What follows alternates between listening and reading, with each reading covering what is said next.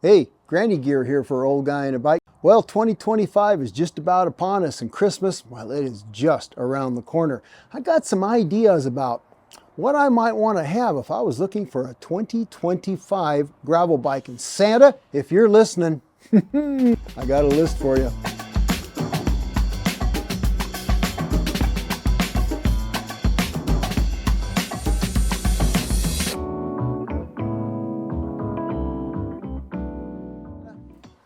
All right, Santa, let's get down to my wants and desires for my 2025 gravel bike, and so you can get to shopping, hey? To begin with, I really don't care too much what it is made from. In other words, what the frame's made from. No, not really. It could be carbon, it could be steel, it could be titanium, it could even be aluminum. All those can be good or bad depending upon what you do with them. Now, I've really been enjoying riding a titanium gravel bike lately. There's a lot of good things that titanium brings to the table when you're going to go into a rough and tumble world like gravel bikes. However, carbon's just fine. It's nice and light. And you know, I love me a great steel bike. And as far as aluminum, well, not my favorite, but you know what? I wouldn't say no if that was in my stocking on Christmas morning. Now, what's important to me, Santa, is not so much what it's made from, but what it's like when I go ride it. We need to have gravel bikes that are comfortable and compliant, all right? That's very important because it's bumpy out there, Santa. Take a look at the rocks and the roots and the things that are in this ride. Yeah, it's pretty bumpy out there. These are not super stiff road bikes we're just taking into the dirt. No, a gravel bike needs to come into its own, and I think we need to focus more on compliance and less on stiffness. If the advertisement for the bike you're looking for says it's 20% or 5% or whatever stiffer than last year, maybe that's a hard pass. How about one that says, well, it's 10% more compliant than last year? Now that has my interest.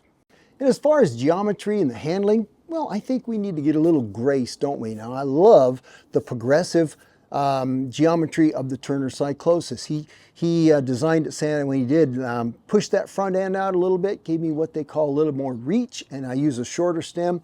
I love where that puts the front wheel out in front of me, Santa. That is really nice when things get steep and spicy.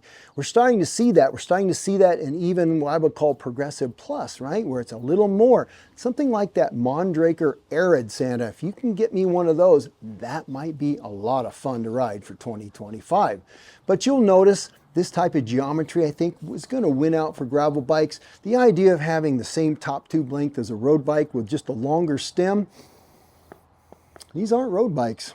And since we're talking about tires, Santa, I want my next gravel bike to take a bigger tire than it can now. Now, my Turner Cyclosis, that'll take a 50 millimeter tire. Now, Santa, a couple years ago when that was designed by David Turner, that was pretty cutting edge, 50 millimeters. That was considered generous, but it isn't. Not in 2025. No, we're going to be looking at gravel bikes that take 53 millimeter, 55 millimeter tires. Something fast, something good rolling mountain bike tire, something like a Conti Race King 2.2. Now, Santa, there is a reason for a tire like that. Not for every day and for everything, but look at where I'm riding in this video, Santa. Look at the rocks. Look at the roughness of the terrain, and look at the single track, the double track. Look at the sand wash that I'm crossing here. Now, Santa, if I was riding from pretty much door to door and it was all dirt, it was dirt kind of like this, even if it's smoother dirt, something like a fast 2.1 or 2.2 mountain bike tire, brother, that is your friend. I don't want to always run that tire. I'm probably going to be running something more like a 45 millimeter tire, a nice fast tire, because there are days where I'm spending a lot of time on the road and I really don't need a big tire. But here's the thing, Santa Claus. If you can't fit a bigger tire under your gravel bike, you can't ever use one if you want to. But if you can fit one, well, you don't have to use it if you don't need to. Now, Santa, what I don't want, now be careful, what I don't want is a drop bar mountain bike. No, that is not what I want, and that is a very, very different animal indeed. Now, Santa, you're going to notice that on some gravel bikes, they either have one chainring in front, or they've got two. Well, I'm only interested in the gravel bikes that have one chainring.